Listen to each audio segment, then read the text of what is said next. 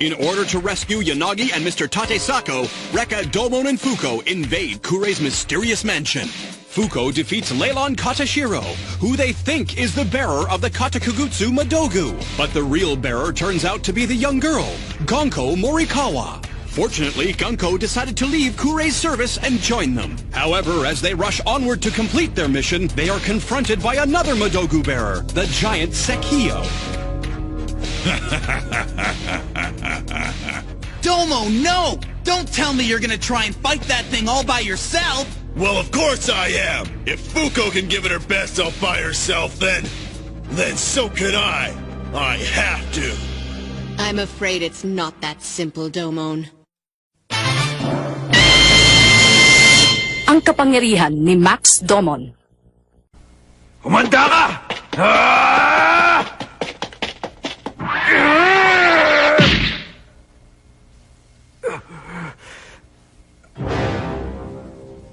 Walang nangyari, ni hindi man lang kumurap ang kalaban ng sinuntok siya.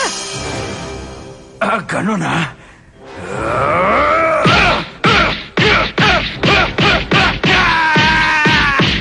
Ang tigas talaga ng ulo niya! Sabi nang hindi niya kayang labanan mag-isa si Tadeo!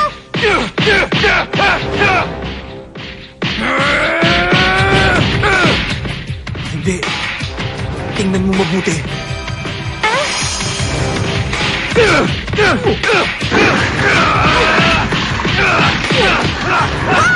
Nasasaktan din pala yung gabi sa mga suntok ni Kuya Max! Ito ba? Malaki ang tiwala ni Max sa kanyang kakayahan. Maraming taong ilag sa kanya. Kaya nga tinawag siyang Raging Max. Gusto ni Rekka na mailigtas si Ana. At ganun din si Aira. Yan din ang gusto ko!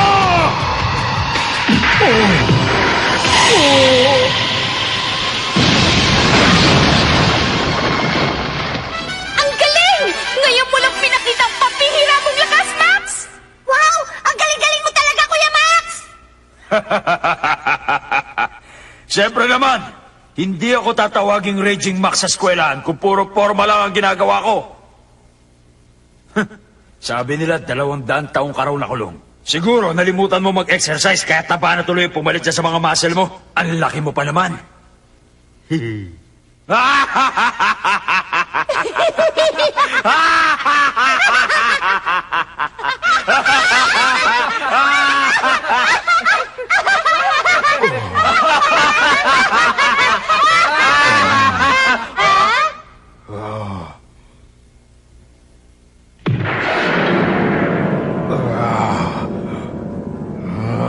Ano yan? Dapat hanggang ngayon tulog pa rin siya sa lakas ng suntok na tinanggap niya. Nagpapatawa ka ba? Pero tama ka. Matagal na panahon din akong nakulong sa seldang yun. Ngayon ay malaya na ako para magawa ang matagal ko ng pinapangarap.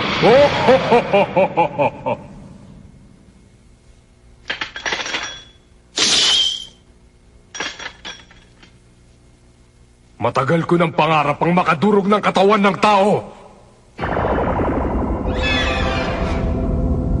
Tingnan nyo! Ang mga bato!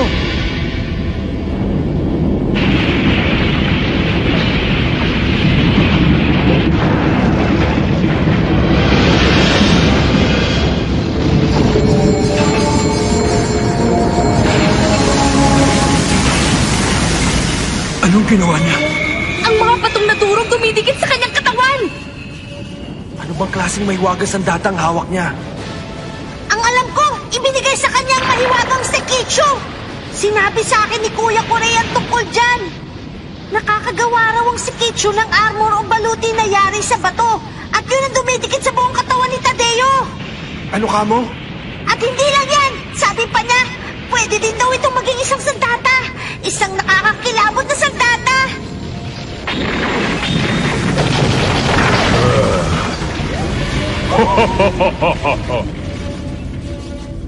Ngayon, sino sa inyong mga payaso ang gustong mauna para maging bangkay na?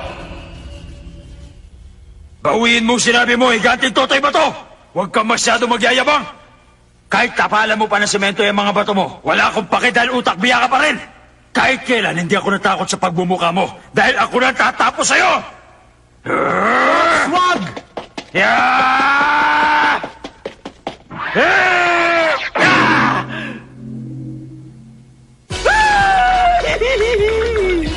Ang tigas kasi ng ulo mo eh! Sa palagay mo ba matutulog mo lang basta-basta yung mga bato sa suntok mo?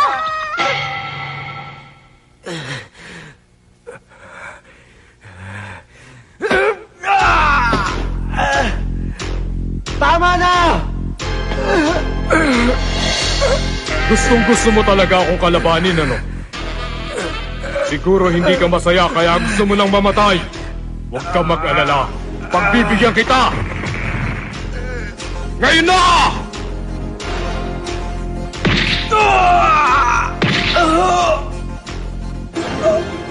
Ngayon ko kailangan ng tulong mo. Makinig ka, Max. Kung balak mo rin sumama kay Rekka para iligtas si Ana, may isang bagay ka pang kakailanganin. Para sa naman yan? Ito ay mahiwagang sandata. Ang singsing ni Saturn.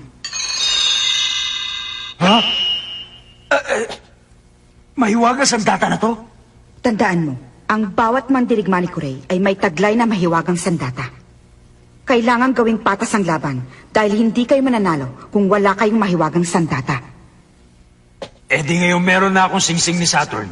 Hindi na makakaporma ang mga alagad ni Kurey. Kayang-kaya ko na sila. Hindi, Max. Sa kalagayan mo ngayon, hindi mo pa rin sila kayang talunin kahit may mahiwagang sandata ka pa. Ano? Ang galing at kapangyarihan ng isang sandata ay nakasalalay sa may taglay nito. Ang mga sandatang ito ay may sariling pag-iisip at alam nila ang hangganan ng lakas at kakayahan ng nagmamay-ari sa kanila. Sila rin ang pumipili sa inyo. Bakit mo pa ako binigyan ng mahiwagang sandata? Nasa iyo, Max, ang kakayahan. At kung nais mong maging pihasa sa paggamit nito, nasa iyo yan. Ikaw ang bahalang magpasya. Ako ang bahalang magpasya.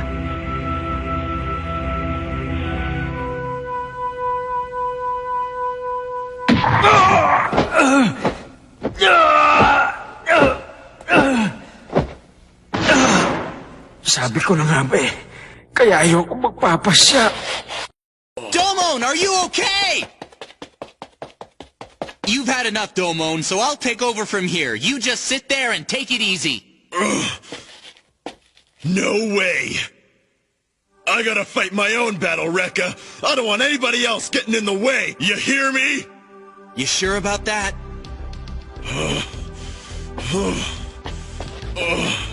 Yeah, I'm sure. Besides, it wouldn't look very good if I just quit now, would it? No. Come on, I can do it! Just leave it to old Demon Domon! I'll take that brute down if it's the last thing I do! Don't be a fool, Domon! We know you're tough, but there's no way you're gonna beat that monster by yourself! Kapag hindi pa rin ako tinulungan ng hawak kong mahiwagas ng data, tatalunin ko na siya sa parang alam ko. Sigurado, pag ginamit ko ang aking kamao, talsik ang higanting to.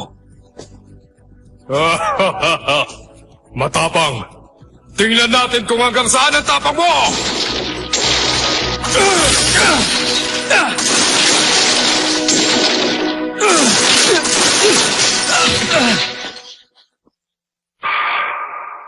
Tapos ka na! Wag! Lumilipad sa Tadeo? Takbo na, Max! Magdasal ka na!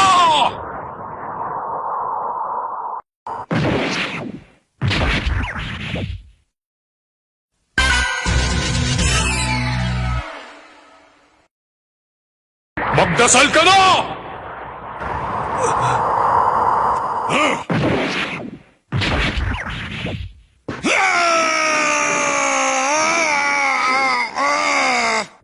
Yan ang bagay sa'yo. Baliwala ang mga bato mo sa teknik ko. Nantawa kay sa'yo, Nachi! Ang galing mo talaga, Max! Wala na makakatalo pa kay Max! Tumaas na ang respeto namin sa'yo! Oras na para tapusin ang laban na ito. Durog ka sa akin ngayon! Oh! Ikaw ang durog ngayon!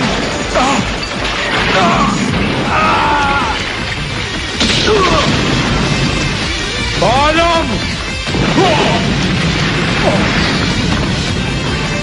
Ikaw ang dapat magpaalam!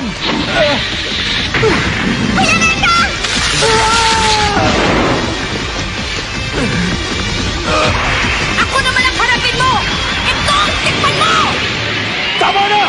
Huwag mo na siya idamay!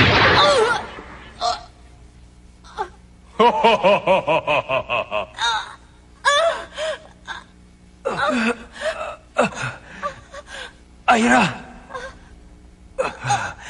Tateo! Bitawan mo si Ira!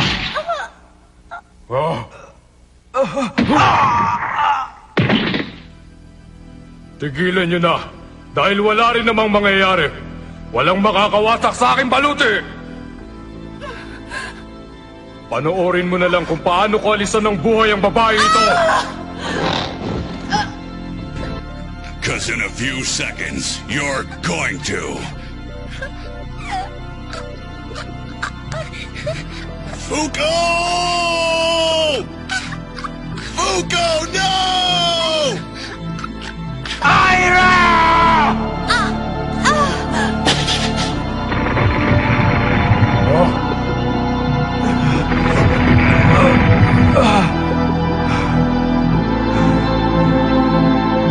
Tigas ka, ha?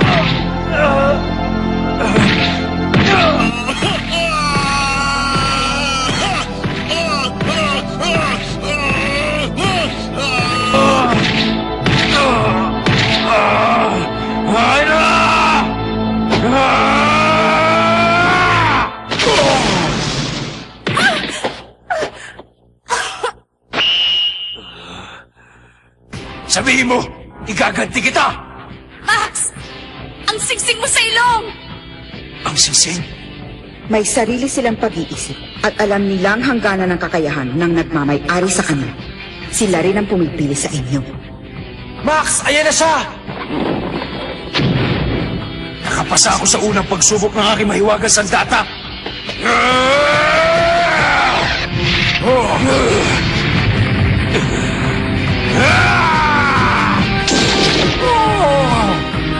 Tapos ka na!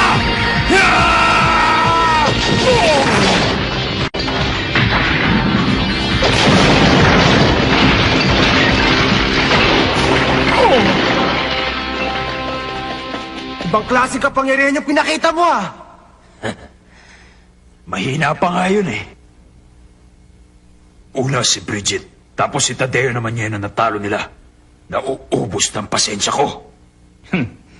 May palagay akong taglay niya ang mahiwagang singsing ni Saturn. Kaya siya nagkaroon ng pambihirang lakas. Kahanga-hanga. Nagawa niyang wasakin ang baluti ni Tadeo. Pwede bang malaman kung ano nakakatawa? Pinag-iisipan ko lang kung hikayatin ko silang pumanig sa akin at maging mga tapat kong alagad. Magiging kawili-wili silang dagdag sa aking mga tagasunod at kung hindi ko naman sila mapapayag, wala na akong magagawa. Kailangan silang mailigpit dahil sa kanilang kapangasan at paggambala sa aking katahimikan. Sabihin mo nga sa akin, sigurado may kapangyarihan din ang ikatlo nilang kasama. Pero hindi na bale, matutuklasan ko rin ito mamaya. Kuray, lumabas na ang resulta ng unang eksamen kay Ana. Anong lumabas sa eksamen niya? Ang sabi nila, medyo mataas daw ang blood pressure niya. Pero wala naman silang nakitang kakaiba sa kanyang katawan. Mabuti kung ganon. Ngayon, dalhin niyo na siya sa ikalawang antas ng mga pagsuri.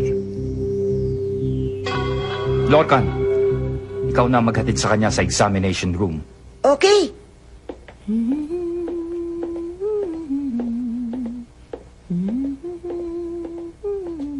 Ano bang nangyayari sa'yo? Mukhang masaya ka yata.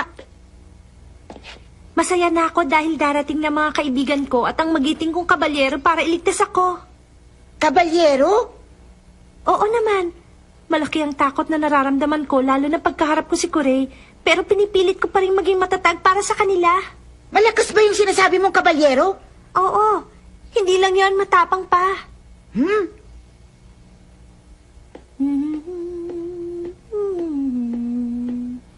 Hindi pwedeng isa sa mga yun ang kabalyero niya. Baka iba yung sinasabi niyang tao.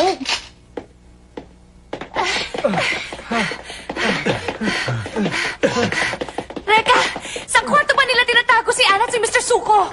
Hindi ko pa alam. Kaya kailangan natin bilisan baka kung ano pang mangyari sa kanila. Oo nga! Oo nga! Pintuan na naman! Anong klaseng alimaw naman kaya nag-aantay dyan sa atin sa loob?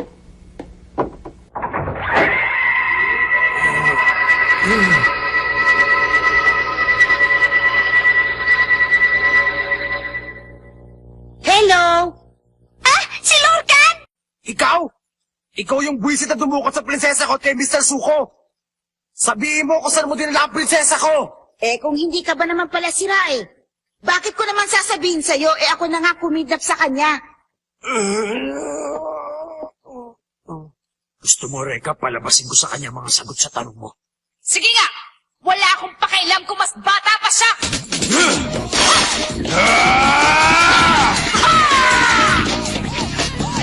Huwag niyo ituloy, Ate Ira! Hindi niyo siya kilala!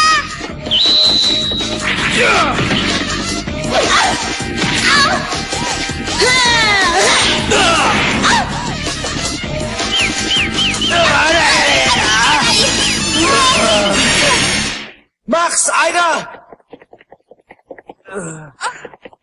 Okay lang ba kayo? Sandali, alam niyo ba yung tatlong antas laban sa lahat?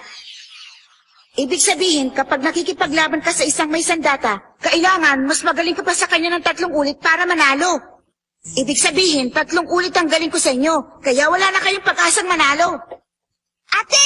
Kuya! Mag-iingat kayo! Sa lahat ng nilalang na may mahiwagang sandata dito sa palasyo, pinakamalakas si Lorcan! Lola, hindi ako makapaniwala na nagawa mong pagtaksilan si Kuray.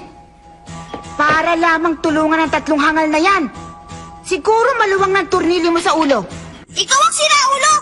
Ang laki mo na, isip bata ka pa rin! Ewan, bahala ka.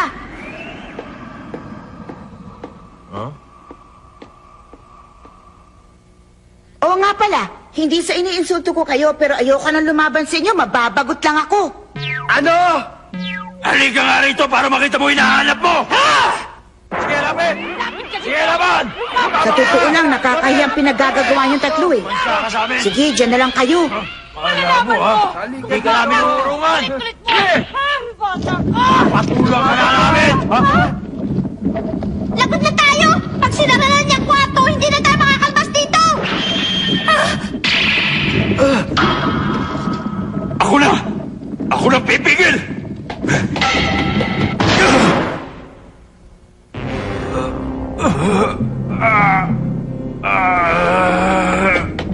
Naku, ang bangis! Nakaya mong pigilan yan? Reka! Ira! Tumuloy na kayo! Iwan niyo na lang ako dito! Ako na bahala!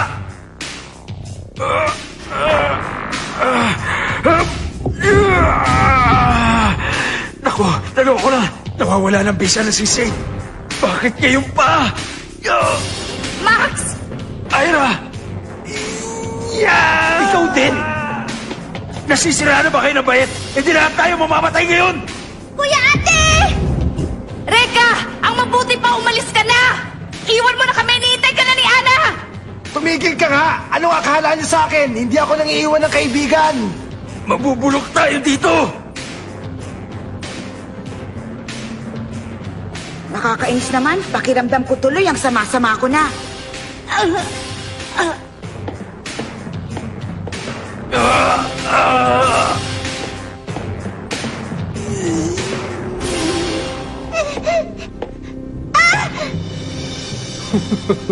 Anong klaseng laro naman yung ginagawa nyo? Ha?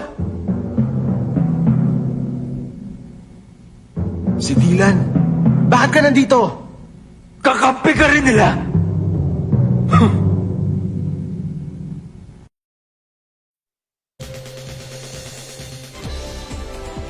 What are you talking about, Kure? What do you mean you and I were born 400 years ago in the same place? Are you trying to psych me out? Well, forget it. I don't care if 4 years or 4,000 years has passed. Just hand over my princess. Next, Clash Shu Flames, the two Hokage. My heart is burning with fire.